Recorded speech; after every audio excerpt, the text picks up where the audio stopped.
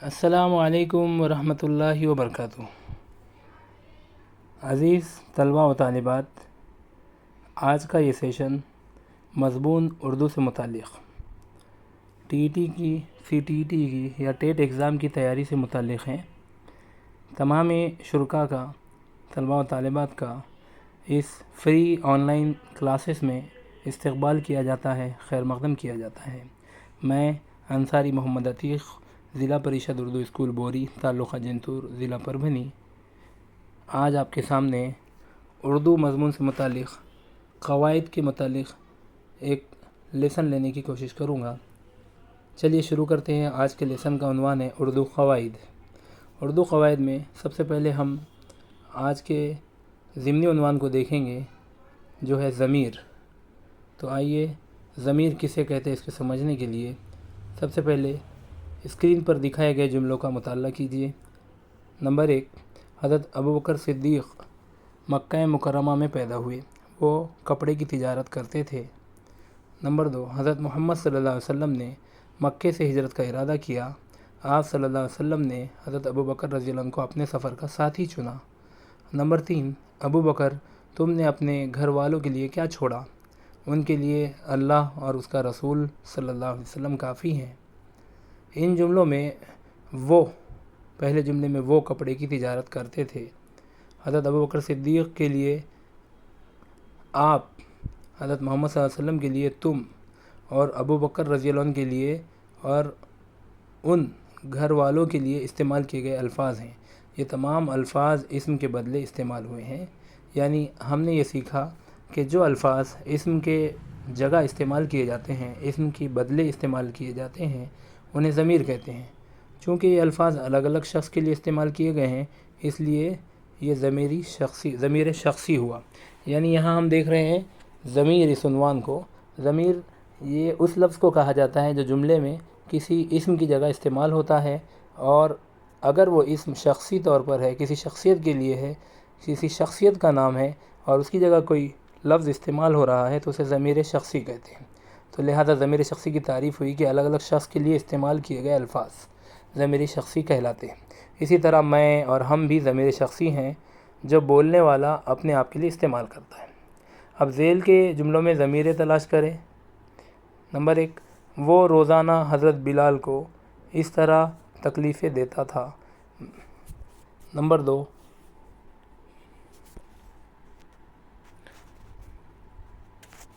جملہ نمبر 2، میں تمہارا حاکم بنایا گیا ہوں لیکن تم سے بہتر نہیں ہوں۔ جملہ نمبر 3، کسی میں ان کو روکنے کی ہمت نہ تھی۔ اب غور کریں گے ان تینوں جملوں میں اور ہم ضمیر تلاش کریں گے۔ پہلے جملے میں لفظ وہ آیا ہے، وہ یہ لفظ شخصی طور پر کسی شخصیت کے لیے اشارہ کر رہا ہے جو اسم کی جگہ پر استعمال ہوا ہے۔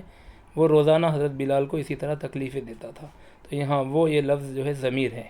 نمبر 2 جملے میں تمہارا حاکم بنایا گیا ہوں لیکن تم سے بہتر نہیں ہوں، تو یہاں میں، تمہارا اور تم یہ جو ہے شخص کی طور پر استعمال ہوئے، اسم کی جگہ استعمال ہوئے الفاظ ہیں۔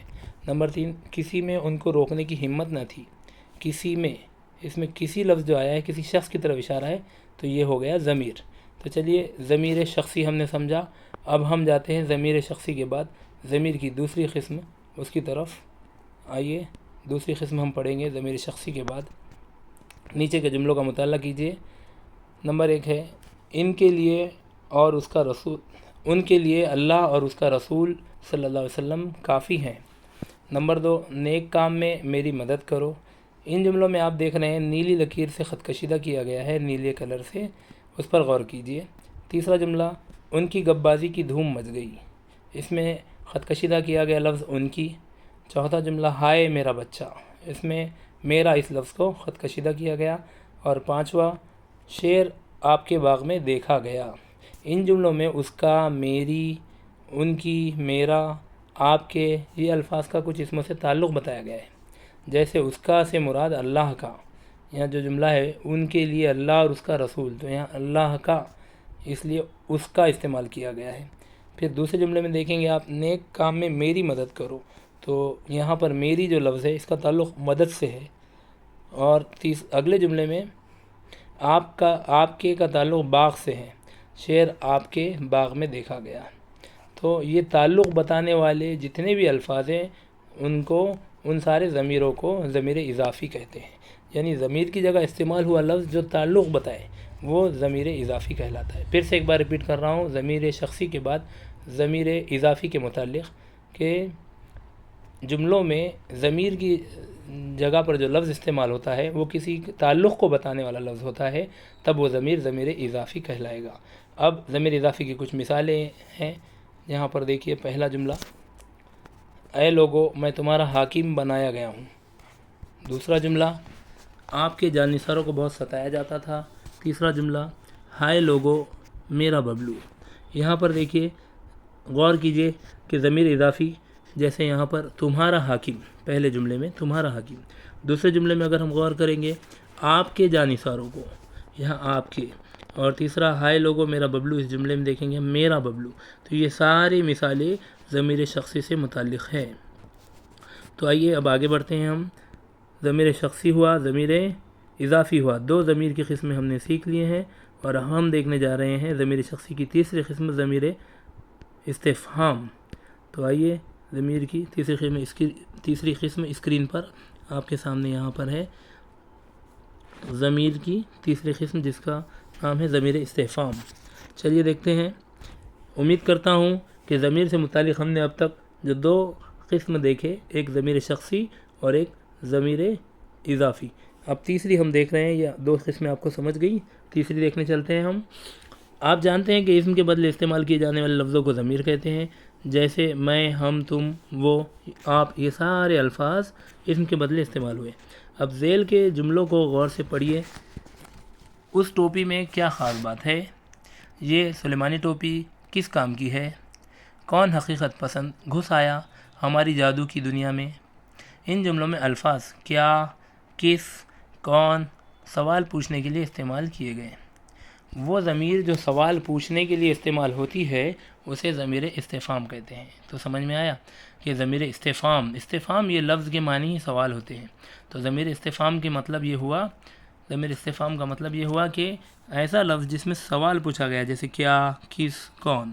تو ان جملوں میں یہ تینوں الفاظ ضمیر استفہام ہیں۔ اس کے علاوہ اور بھی سوالیہ الفاظ ہیں، جیسے کب، کیسے، کیوں، کہاں، کتنا، کتنی وغیرہ بھی۔ یہ سارے الفاظ ضمیر استفہام ہیں۔ جس جملے میں بھی اس ضمیر کا استعمال ہوتا ہے اس کے آخر میں سوالیہ نشان لگا دیا جاتا ہے۔ چلیے آگے بڑھتے ہیں ہم۔ ذیل کے جملوں میں آپ غور کیجئے، ضمیر استفہام استعمال کر کے سوالیہ جملوں میں تبدیل کرنا ہے اسے۔ آپ کو یہ ہوم ورک دیا جا رہا ہے آج کی کلاس کا، ضمیر استفہام کیسے تیار ہوگا۔ جیسے یہاں پر کل 6 جملے ہیں، آپ ان کا مطالعہ کیجئے، یا آپ اسکرین شاٹ لے کر رکھیے ان 6 جملوں کو، اور یہ آپ کا ہوم ورک ہے۔ کلاس ختم ہونے کے بعد یہ 6 جملوں کو آپ ضمیر استفہام کا استعمال کر کے لکھیں گے اور آخر میں سوالیہ نشان لگا دیں گے۔ چلیے ضمیر استفہام کے بعد اب اگلی قسم کی طرف بڑھتے ہیں ہم، ضمیر موصولہ، جو کہ ضمیر کی چوتھی قسم ہے۔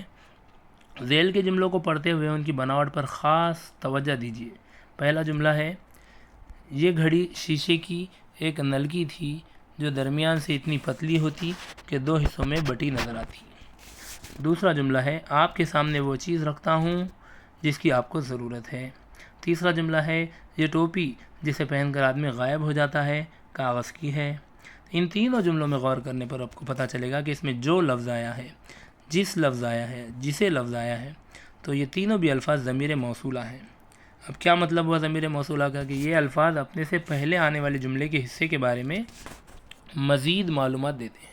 تو ہمارے سمجھ میں یہ آیا کہ ضمیر کی یہ اگلی قسم جو ضمیر موصولہ ہے، یہ ضمیر موصولہ کا مطلب ہوتا ہے کہ ایسا لفظ جو پہلے آنے والے جملے کے حصے میں مزید معلومات دیتا ہے، جیسے جو پچھلے جملے کو اس نے جوڑا۔ پہلی مثال میں ہم غور کریں گے، اگر یہ گھڑی شیشے کی ایک نلکی تھی جو درمیان سے اتنی پتلی ہوتی کہ وہ 2 حصوں میں بٹی نظر آتی، تو یہاں جو لفظ آیا ہے پہلے جملے کو دوسرے جملے سے جوڑا گیا ہے جو کے ذریعے، اور وہ مزید معلومات دے رہا ہے پہلے جملے کی، تو اس لیے جو یہ لفظ ہے ضمیر موصولہ۔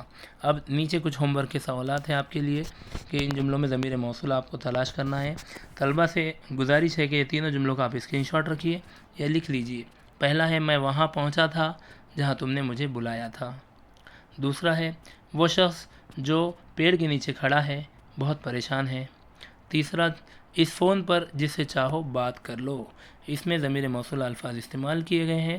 اب آپ کو اس کو کلاس ختم ہونے کے بعد مشق کرنا ہے کہ ضمیر موصولہ کیسے تلاش کیا جائے۔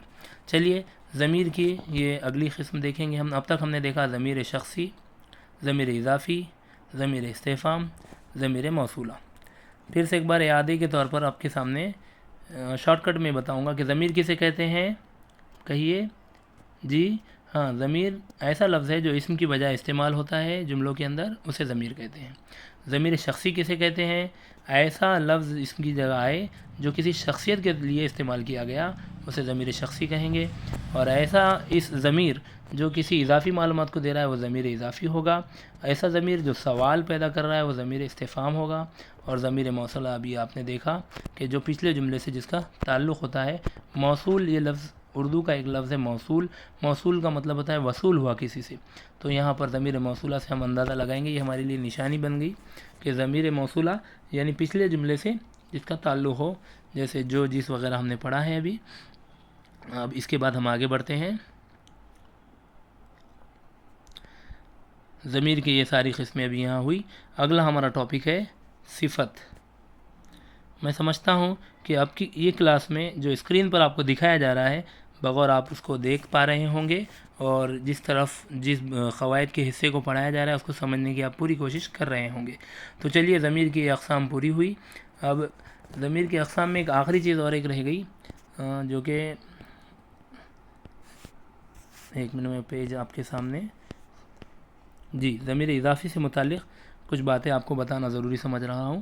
یہاں پر دیکھیے اسکرین پر ضمیر اضافی، یہاں جملے دیکھیے آپ کے سامنے دیے گئے ہیں 3۔ پہلا جملہ ہے حضرت عمر رضی اللہ عنہ کو اپنی رعایا کی خیریت کی بہت فکر رہا کرتی تھی۔ یہاں پر اپنی رعایا لفظ یہ جو آیا ہے یہ ان کی بجائے آیا، ان کی رعایا، حضرت عمر کو ان کی رعایا کی خیریت کی فکر تھی، تو ان کی رعایا کے بجائے یہاں لفظ آیا اپنی رعایا۔ دوسرا لفظ جملہ دیکھیے آپ غور سے ذرا، اسکرین پر آپ کو نظر آ رہا ہے، اگر رفتار تیز ہوگی تو تھوڑا سا کوشش کیجئے سمجھنے کی۔ موضوع قواعد کے زیادہ ہیں اور وقت ہمارے پاس کم ہے، امتحانات ہمارے نزدیک ہے، اس لیے کوشش کی جا رہی ہے کہ موضوع کو واضح بھی کیا جائے، آپ کے قواعد کے حصے کو واضح بھی کیا جائے اور تھوڑی اسپیڈ سے اس کو لیا جائے۔ تو چلیے ہم چل رہے تھے اگلے جملے کی طرف، نمبر 2، جیسا کہ دوسرے جملے میں دیا گیا، اسی روشنی میں ہم اپنے روزانہ کے کام کرتے ہیں۔ تو یہاں اپنے روزانہ کے کام کرتے ہیں، یہاں پر اسی روشنی میں ہم اپنے روزانہ کے کام کرتے ہیں، تو اپنے لفظ اضافی معلومات دے رہا ہے۔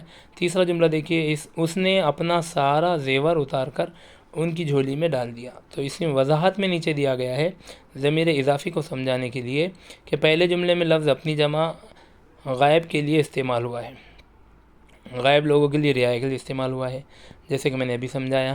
دوسرے جملے میں لفظ اپنے یہ جمع متکلم کے لیے استعمال ہوا ہے، یعنی زیادہ لوگ ہمارے اس لفظ کی جگہ اپنے استعمال کیا گیا۔ اور تیسرے جملے میں اگر ہم غور کریں گے تو لفظ اپنا یعنی اپنا سارا زیور، یہاں پر اپنا سارا زیور یہ واحد غائب کے لیے استعمال کیا گیا ہے، اس کا زیور بولنے کے بجائے اپنا زیور استعمال۔ اس کا زیور اتار کر بھی کہا جا سکتا تھا، جملے میں اس کا زیور بھی کہا جا سکتا تھا، لیکن یہاں پر اس نے اپنا سارا زیور اتار کر ان کی جھولی میں ڈال دیا استعمال کیا گیا۔ تو یہاں جو اپنا لفظ آیا ہے یہ ضمیر اضافی ہے۔ یہ تینوں جملوں میں اپنی، اپنے، اپنا یہ جو الفاظ ہوتے ہیں یہ ضمیر اضافی کہلاتے ہیں۔ اب ضمیر اضافی کا درست استعمال کر کے جملوں کو لکھنا ہے، اس لیے آپ کو یہ ہوم ورک دیا جا رہا ہے آج کی اس کلاس میں، اردو قواعد کی اس کلاس میں دوسرا ہوم ورک ہے یہ، ضمیر اضافی کا درست استعمال کر کے جملوں کو دوبارہ لکھیے۔ تو برائے مہربانی یہ 5 جملوں کو آپ نوٹ کر لیجئے جو اسکرین پر نظر آ رہے ہیں۔ آپ اس ویڈیو کو دوبارہ یوٹیوب پر ریپیٹ کر کے بھی دیکھ سکتے ہیں۔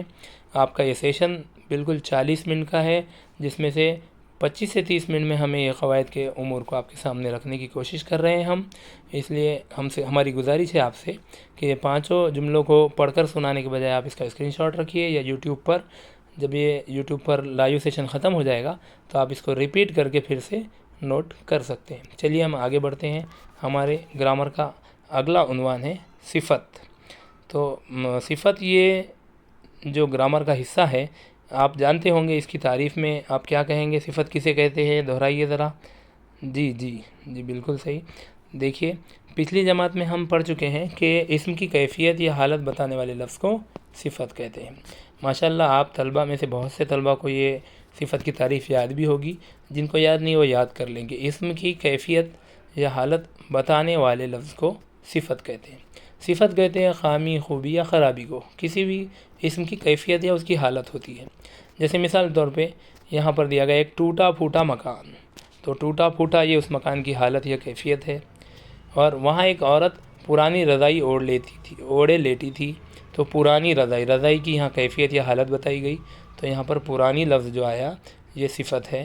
پھر گندے کپڑوں میں 2 بچے زمین پر بیٹھے ہیں، تو کپڑوں کی یہاں کیفیت اور حالت بتائی گئی گندے کپڑوں میں، تو گندے لفظ یہ صفت ہوا۔ اسی طرح ان جملوں میں ٹوٹا پھوٹا مکان، پرانی رضائی، گندے کپڑے لفظوں میں ٹوٹا پھوٹا، پرانی اور گندے یہ صفت ہیں، لیکن جو مکان، رضائی، کپڑوں کی حالت بتانے والے الفاظ ہیں، یہ دوسرا الفاظ یہ اسم ہوتا ہے، ان کی صفت ساتھ آنے سے انہیں موصوف بھی کہتے ہیں، یعنی ان لفظوں کی صفت اس کے ساتھ آ گئی۔ جیسے مکان کی صفت، مکان کی کیفیت ٹوٹا پھوٹا یہ اس کے ساتھ آ گئی، اس لیے مکان موصوف ہوا اور ٹوٹا پھوٹا صفت ہوئی۔ سمجھ رہے ہیں نا آپ لوگ؟ جی، تو مکان کی کیفیت ٹوٹا اور پھوٹا ہے، یہ صفت ہوئی اور مکان یہ موصوف ہوا۔ رضائی کی کیفیت پرانی رضائی، تو پرانی یہ صفت ہوئی اور رضائی موصوف ہوا۔ جی، اور کپڑے کی کیفیت یا حالت گندے کپڑے، تو گندے یہ اس کی صفت ہوئی اور کپڑے موصوف ہوا۔ تو چلیے صفت کو ہم نے سمجھا ہے ابھی، اور موصوف یہ لفظ کو بھی سمجھ گئے کہ صفت کسے کہتے ہیں، اسم کی کیفیت یا حالت کو کہتے ہیں، اور موصوف جس کے بارے میں بات کی جا رہی ہے، جس کی خوبی یا خرابی بتائی جا رہی ہے، اس لفظ کو موصوف کہتے ہیں۔ سمجھ میں آ گیا؟ تو چلیے صفت کی اب اقسام کی طرف چلیں گے ہم۔ صفت سمجھ میں آ گیا، اس کی کچھ مثالیں بھی نیچے دی گئی ہیں، اگر آپ چاہیں تو میں اسے اور تفصیل سے سمجھا دوں۔ جیسے کہ یہاں دی گئی ہے صفت اور موصوف تلاش کر کے لکھنے کا سوال۔ امتحان میں سی ٹیٹ میں، ٹی ای ٹی میں یا پھر ٹیٹ کے ایگزام میں سوالات اس طرح کے پوچھے گئے ہیں۔ ایک سوال اس طرح سے آیا ہے، دیکھو یہاں پر امتحان کے پرچوں میں آپ دیکھیں گے، اور انشاءاللہ ہم کوشش کریں گے کہ ہمارے آگے کے لیسن میں ہم پرچوں کو بھی حل کریں گے۔ ابھی ہم گرامر کو سیکھ لیتے ہیں، پھر انشاءاللہ سوال یا پرچے بھی حل کرائے جائیں گے۔ معاف کیجیے گا، رفتار اگر زیادہ ہو رہی ہے، جن طلباء کو سمجھنے میں دقت ہو رہی ہے تو میں ان سے معافی چاہوں گا، وہ اس یوٹیوب کے ویڈیو کو پھر سے ریپیٹ کر کے دیکھ لے۔ اگر کوئی چیز پیچھے رہ جاتی ہے، سمجھنے میں دیر ہو جاتی ہے یا ہماری رفتار زیادہ ہو جاتی ہے، ایسی صورت میں ہم معذرت خواہ ہیں، کیونکہ یہ لائیو کی کلاس ہے اور طلباء ہمارے سامنے موجود نہیں ہوتے ہیں، یا ان کی آواز ہم اس وقت فوراً فی الفور سن نہیں سکتے۔ یہ ریکارڈڈ ویڈیو ہے، اور ریکارڈڈ ویڈیو میں جو ہے ہم آپ کے فیڈ بیک کو کمنٹس کے ذریعے لیں گے انشاءاللہ، اور اس کا حل بھی انشاءاللہ بتائیں گے۔ لیکن آپ جو ہے جو بھی دقت ہو تو سوال یا پرچوں کی مدد اس میں لے سکتے ہیں، یا کمنٹ کے ذریعے آپ کی پریشانیاں اس گرامر کو سمجھنے میں جو بھی آئے آپ کیجئے، انشاءاللہ اس کا بھی آپ کو جواب ملے گا۔ تو چلیے مثالیں آپ کے سامنے تھی، امید کرتا ہوں کہ آپ نے ان مثالوں کا اسکرین شاٹ لے کر رکھا ہوگا یا ان کو لکھ لیا ہوگا۔ یہ 6 مثالیں ہیں جس میں صفت اور موصوف کو تلاش کرنا ہے۔ ان میں سے 3 مثالیں میں آپ کے سامنے بتا دوں کہ انہیں ایک اچھی جگہ پسند آئی، یہاں صفت کیا ہوگی؟ اچھی، اور جگہ یہ موصوف ہوا، بالکل صحیح۔ دوسرا جملہ ہے وہ اپنا منہ موٹے خول میں چھپا لیتے ہیں، تو یہاں پر خول یہ موصوف ہے، موٹے یہ صفت ہے، موٹے صفت ہے اور خول یہ موصوف ہے۔ تیسرا جملہ ہے وہاں برفیلی ہوائیں چل رہی ہیں، تو اب یہاں ہواؤں کی کیفیت بتائی گئی، تو صفت ہوا برفیلی، جی، اور ہوائیں ہوا موصوف۔ چلیے باقی کے 3 سوالات آپ خود حل کر دیجئے، ہم آگے بڑھتے ہیں۔ ہمارا صفت ہی کی قسم ہم کو دیکھنا ہے۔ ابھی ہم نے صفت کو سمجھا ہے، اب ہم اس کی اقسام کو دیکھیں گے۔ چلیے اسکرین پر آپ کے سامنے صفت کی قسمیں موجود ہیں، جس میں صفت کی قسموں میں جو ہے آپ نوٹ کیجئے، صفت عددی، صفت مقداری اور صفت نسبتی۔ 3 طرح کی قسمیں ہوتی ہیں صفت کی۔ صفت ذاتی بھی ہوتا ہے، صفت ذاتی، صفت عددی، صفت نسبتی، صفت مقداری، 4 قسم ہوئی یہاں پر، معافی چاہتا ہوں۔ صفت کی 4 قسمیں پھر سے ایک بار ریپیٹ کر رہا ہوں، صفت ذاتی، صفت عددی، صفت مقداری اور صفت نسبتی۔ تو چلیے پہلے دیکھتے ہیں ہم صفت ذاتی۔ یہاں پر آپ کے اسکرین پر سامنے جملے دیے گئے ہیں۔ پہلا جملہ ہے، جملوں کو غور سے پڑھیے۔ نمبر 1، اسے ایک چمکدار شے نظر آئی، یہاں پر دیکھو کیفیت بتائی گئی، صفت ہے چمکدار۔ نمبر 2، ان کے والد بڑے تاجر تھے، یہاں صفت ہے بڑے، اور تیسرا جملہ اس عظیم مقصد کے لیے 18 لاکھ روپے بینک میں جمع کرائے. تو مقصد کے پہلے عظیم لفظ لگایا گیا جسے انڈر لائن اور خط کشیدہ کیا گیا. تو یہاں پر تینوں جملوں میں چمکدار، بڑے، عظیم یہ سارے الفاظ تینوں بھی خط کشیدہ کیے گئے ہیں جو اس شے کے چمکدار ہونے کو، تاجر کے بڑے ہونے کو اور مقصد کے عظیم ہونے کو بتایا جا رہا ہے. تو یہ صفت کو بتایا رہے ہیں.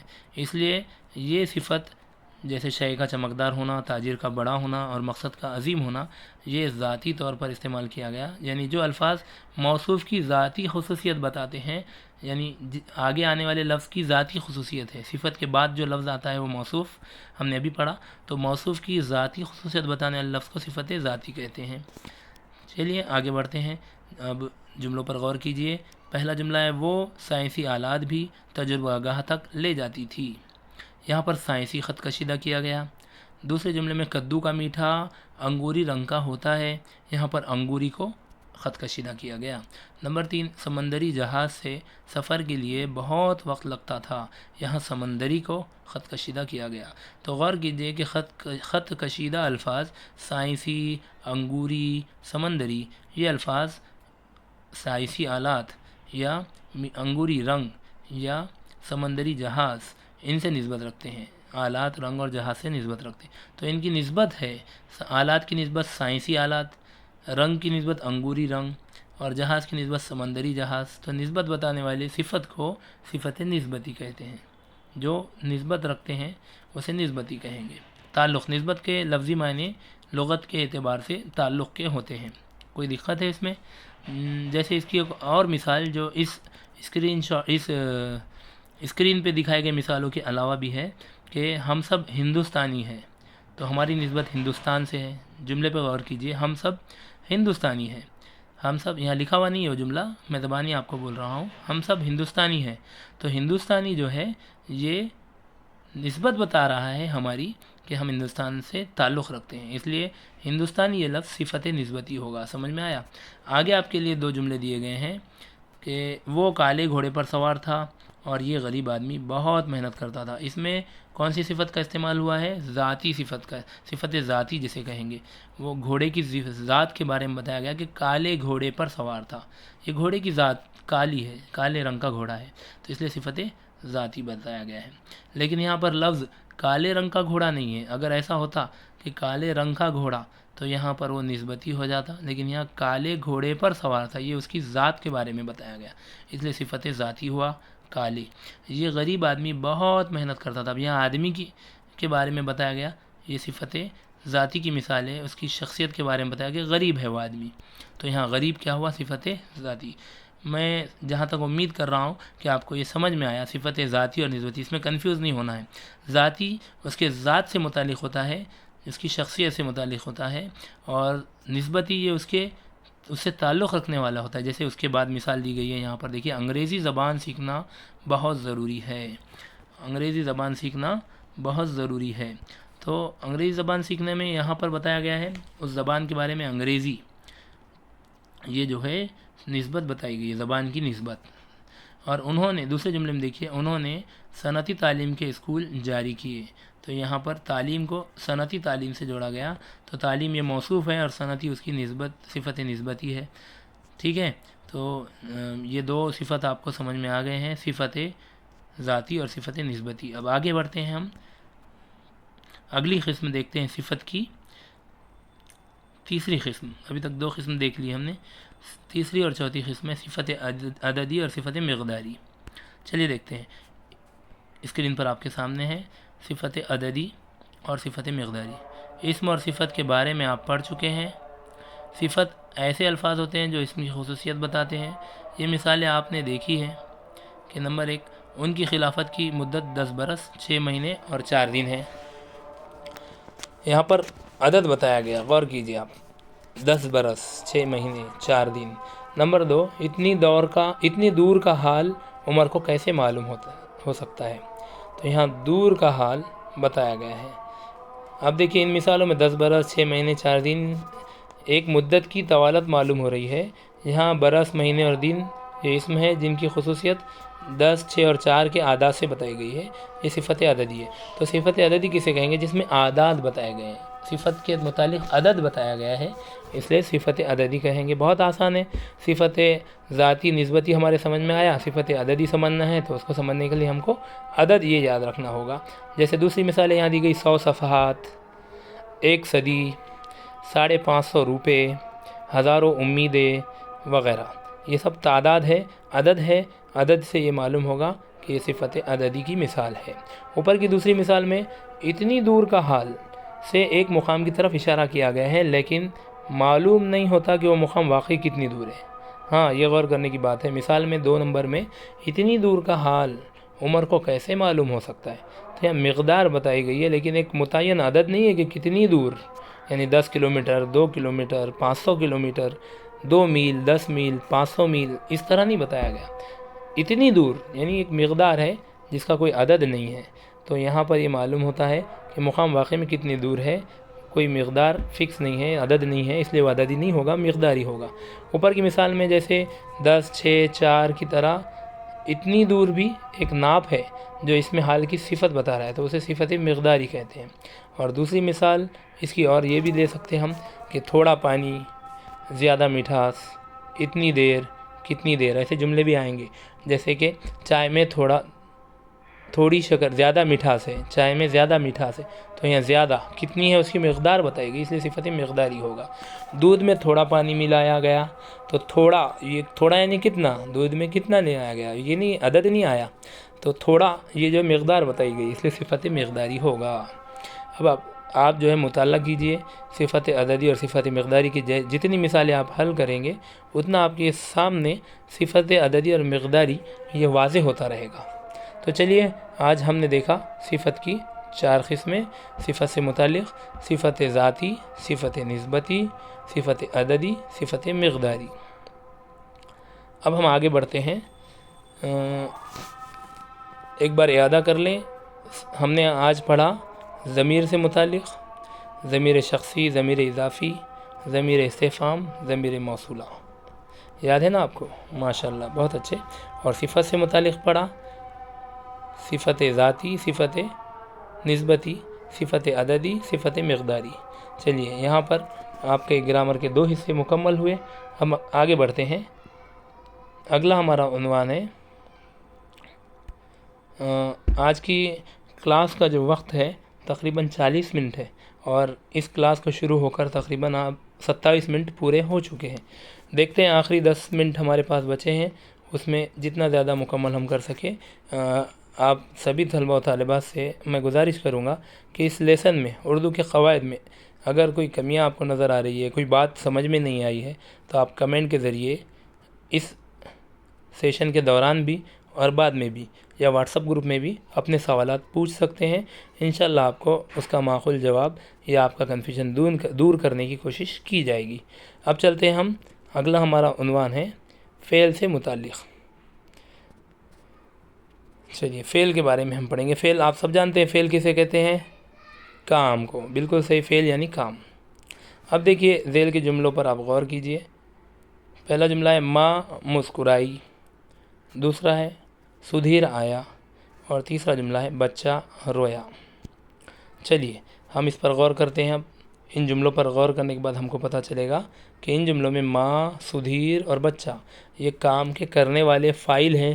فاعل کہتے ہیں کام کرنے والے کو، اور جو کام ہوا مسکرانا یا آنا یا رونا، تو ماں مسکرائی، سدھیر آیا، بچہ رویا، اس میں جو کام ہوا اسے فعل کہتے ہیں۔ یعنی ان جملوں میں مفعول نہیں ہے، فاعل ہے اور فعل ہے۔ کام ہوا، کام کرنے والا بھی آیا، لیکن مفعول نہیں ہے۔ پھر بھی جملوں میں پوری بات ہمارے سمجھ میں آ جاتی ہے کہ ماں مسکرائی، مفعول کی ضرورت نہیں ہے، کس چیز پر اثر ہوا اسے مفعول کہتے ہیں۔ بغیر مفعول کے جملہ اپنے معنی پورے کر رہا ہے، یعنی پوری بات سمجھ میں آتی ہے۔ تو ایسے جملے جس میں مفعول نہ ہو، مفعول موجود نہ ہو، لیکن بات پوری سمجھ میں آ جائے، تو ایسے جملے کو، ایسے فعل کو فعل لازم کہتے ہیں۔ ایسے جملے میں جو فعل آتا ہے اسے فعل لازم کہتے ہیں۔ پھر سے ایک بار ریپیٹ کر رہے ہیں ہم اس تعریف کو، کہ جملے میں ایسا فعل جو فاعل کے ساتھ مل کر جملے کا پورا مطلب واضح کر دے۔ جملے میں ایسا فعل جو فاعل کے ساتھ مل کر جملے کا پورا مطلب واضح کر دے، اسے فعل لازم کہتے ہیں۔ مثلاً سونا، رونا، ہنسنا، جانا، بیٹھنا، آنا، مرنا، یہ سارے فعل ہیں، اور یہ فعل فاعل کے ساتھ مل کر کیا کرتا ہے، اپنا مطلب پورا کر دیتا ہے، تو اسے کہیں گے فعل لازم۔ اگر مطلب پورا نہ ہو تو فعل لازم نہیں ہوگا، وہ آگے سیکھیں گے ہم، لیکن ابھی ہم سیکھ رہے ہیں فعل لازم۔ فعل کی ایک قسم ہے فعل لازم۔ کسے کہتے ہیں فعل لازم؟ ایسا فعل جو فاعل کے ساتھ مل کر جملے کا پورا مطلب واضح کر دے۔ بالکل صحیح۔ چلیے اب اور مثالیں ہیں یہاں پر۔ اب یہ جملے دیکھیے آپ۔ پہلی مثال، اسما نے بچایا۔ اب یہ جملہ پورا مطلب واضح نہیں کر رہا ہے کہ اسما نے کس کو بچایا۔ دوسری مثال یہاں ہے، سدھیر نے اٹھایا۔ تو یہاں بھی مطلب واضح نہیں ہوا کہ سدھیر نے کس کو اٹھایا، کیا اٹھایا۔ تو ان جملوں میں اسما اور سدھیر یہ فاعل ہے، یہ کام کرنے والے فاعل موجود ہیں۔ بچایا اور اٹھایا یہ فعل ہیں، فاعل بھی ہے فعل بھی ہے، پھر بھی جملے کا مطلب پورا نہیں ہوتا۔ جب ہم کہیں گے کہ اسما نے بچوں کو بچایا، سدھیر نے گیس بتی کو اٹھایا، تبھی ان جملوں کا مطلب سمجھ میں آئے گا کہ ایسے فعل کو فعل متعدی کہتے ہیں۔ دیکھیے فعل لازم اور فعل متعدی میں فرق پھر سے ایک بار ریپیٹ کیا جا رہا ہے۔ فعل لازم ہم نے ابھی پڑھا، فعل لازم میں کیا ہوتا ہے، ابھی ہم نے پڑھا کہ فعل اور فاعل مل کر جملے کا مطلب پورا کر دیتے ہیں، اسے فعل لازم کہتے ہیں۔ لیکن فعل متعدی میں کیا ہوتا ہے کہ فعل اور فاعل مل کر جملے کا مطلب کو پورا نہیں کر پا رہے، واضح نہیں کر پا رہے، مطلب واضح نہیں ہوا کہ اسما نے بچایا، مطلب واضح نہیں ہوا کس کو بچایا، ادھوری بات ہو گئی۔ اور سدھیر نے اٹھایا، کیا اٹھایا یہ سمجھ میں نہیں آیا۔ تو فعل اور فاعل مل کر مطلب کو واضح نہیں کر رہے، جملوں کا مطلب سمجھ میں نہیں آ رہا، تو ایسے فعل جس میں مطلب سمجھ میں نہیں آیا، ایسے جملے جس میں فعل اور فاعل مل کر جملہ بنا لیکن مطلب سمجھ میں نہیں آیا، فعل متعدی اسے کہیں گے، کہ وہ فعل جو اپنے فاعل کے ساتھ مل کر پورے معنی نہیں دیتا، وہ فعل جو اپنے فاعل کے ساتھ مل کر پورے معنی نہیں دیتا بلکہ اس کا مطلب پورا ہونے کے لیے مفعول بھی ضروری ہوتا ہے، اسے فعل متعدی کہتے ہیں۔ اب ان شارٹ اگر بولیں گے ہم فعل لازم اور فعل متعدی کی تعریف دونوں کو سمجھنے کے لیے موازنہ کر رہے ہیں ہم، تو ایسے بولیں گے کہ فعل اور فاعل دونوں میں ہے، فعل متعدی میں بھی فعل اور فاعل ہے اور فعل لازم میں بھی فعل اور فاعل ہے، لیکن فرق اتنا ہے کہ فعل لازم میں مفعول کے بغیر مطلب ہو جاتا ہے پورا، اور فعل متعدی میں مفعول کے بغیر مطلب پورا نہیں ہوتا۔ بس مفعول پر دھیان دینا ہے کہ دونوں جملوں میں فعل لازم اور فعل متعدی کی مثالوں میں فعل اور فاعل مل کر جملہ بن رہا ہے، لیکن جہاں مطلب پورا ہو رہا ہے وہ فعل لازم ہو جائے گا، اور جہاں مطلب مفعول کے بغیر پورا نہیں ہو رہا وہ فعل متعدی ہوگا۔ پھر سے ایک بار آخری بار ریپیٹ کر رہا ہوں کہ مطلب اگر واضح ہو جائے، فعل اور فاعل کو مل کر بنے ہوئے جملے سے، مثال سے مطلب واضح ہو جائے، مفعول کی ضرورت نہ پڑے تو فعل لازم ہوگا، اور مطلب واضح نہ ہو، مفعول کا لگانا ضروری ہو تو فعل متعدی ہوگا۔ یہاں پر ہم نے دیکھا فعل لازم اور فعل متعدی، یہ دونوں فعل کی دو قسمیں اور ان کی مثالیں۔ اب نیچے یہ مثال آپ کے لیے ہوم ورک ہے، اسے بغور دیکھیے، مطالعہ کیجئے یا نوٹ کیجئے، یا آپ اسکرین شاٹ بھی لے سکتے ہیں۔ پہلا جملہ، احمد نے خط لکھا، دوسرا رامو 2 آم لے کر آیا، اور تیسرا بچے گیند تلاش کر رہے ہیں۔ ان جملوں میں آپ مفعول کو تلاش کر دیجئے، مفعول ہے یا نہیں ہے، اور اس سے ہم کو پتہ چل جائے گا، یہ آپ کا ہوم ورک ہے کہ اس میں فعل لازم کون سا ہے، فعل متعدی کون سا ہے۔ چلیے تو آج ہم نے آج کی اس مختصر سی کلاس میں بڑی رفتار سے ہوگا، شاید آپ کو لگا ہوگا کہ رفتار تیز ہے، معافی چاہتا ہوں۔ اگر آپ کو دقت ہو تو یہ لیسن کی تفصیلات آپ کو مل جائے گی واٹس ایپ گروپ کے ذریعے، یوٹیوب چینل کے ذریعے، یا آپ کے کمنٹ کے ذریعے آپ کو رپلائی دیا جائے گا۔ آج کا یہ سیشن ہم اردو قواعد اس عنوان پر لیا گیا تھا، اس کو یہاں اختتام کرتے ہیں، چونکہ 34 منٹ تقریباً مکمل ہو چکے ہیں، اور میں محترم اقبال انصاری سر جو اس لائیو سیشن کے روح رواں ہیں، ان کا شکریہ ادا کرتا ہوں۔ اللہ رب العزت کی تعریف و توصیف اور شکریہ کے بعد کہ انہوں نے مجھے اردو قواعد کے اس عنوان کو پیش کرنے کا موقع دیا، اور حتی الامکان میں نے کوشش کی آپ تمام کو اردو قواعد کے یہ سارے موضوع جیسے ضمیر، صفت، فعل اور فعل، یہ 3 حصوں کو آپ کے سامنے رکھنے کی کوشش کی۔ اس میں اگر کوئی دقت آتی ہے تو آپ ہمارے سے ٹچ میں رہیے، انشاءاللہ ہم پوری کوشش کریں گے آپ کا تعاون کرنے کی، اور اللہ سے دعا گو بھی ہے کہ اللہ رب العزت آپ تمام طلبہ و طالبات کی محنت اور لگن کو بے انتہا قبول فرما کر آپ کو اچھے سے اچھے نمبرات سے TET، CTET یا ٹیٹ کے امتحانات میں کامیاب کرے۔ اور اردو مضمون یہ ایسا مضمون ہوتا ہے جس کے متعلق میں ایک جملہ یہ کہوں گا کہ یہ آپ کا اسکورنگ سبجیکٹ ہے، اس سے آپ کو زیادہ سے زیادہ نمبرات بڑھانے کا موقع ملے گا، اور اگر ہم اس کو تھوڑا دلچسپی کے ساتھ وقت دیں گے تو پورے نمبرات ہم اردو میں حاصل کر سکتے ہیں۔ تو دیگر جو مضامین ہمارے لیے مشکل ہیں، جو ہم کو دقت آمیز نظر آتے ہیں، ان میں اگر ہم کو کچھ نمبر کم بھی مل جائے تو اردو مضمون ہمارے لیے قابل مددگار ہوگا کہ وہ ہم کو اسکورنگ کرنے میں مدد کرے گا۔